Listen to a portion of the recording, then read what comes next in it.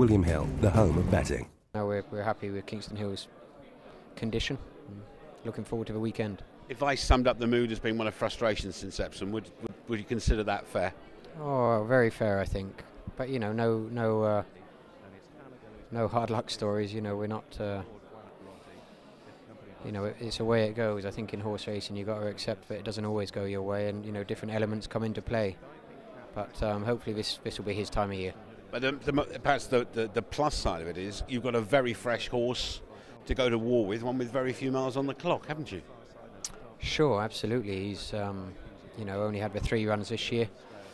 We purposely gave him a break after the eclipse, just a short break. We didn't get sucked into the King George, so it's not as if he's been full throttle all year. You know, he had that break, and we built him up.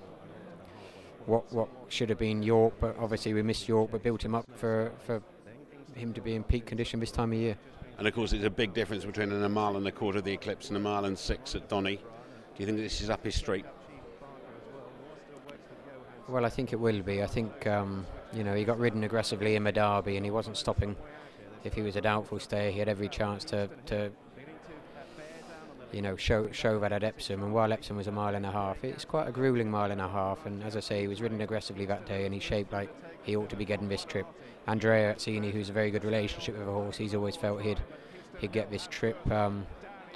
So no, I mean, you know, there's only one way of finding out. He hasn't run over it. We'll find out on Saturday, but we all pretty hopefully will. Kingston Hill is fairly powering clear and is stretching them right out here. He remains unbeaten, 3 out of 3, caps a great season. Richard, it's good to see you with a runner in the Ledger, because not always to be, this is a race where Team Hannon through the years haven't had much ammunition, have they? No, we haven't. Yeah, we don't tend to get sent those horses that need a trip, but this lad, he gets a trip, no problem, and he's a good, strong horse, and one we're thinking of for next year. But yeah, lovely to have a runner in the Ledger. We're normally gone home by the time the Ledger runs Doncaster.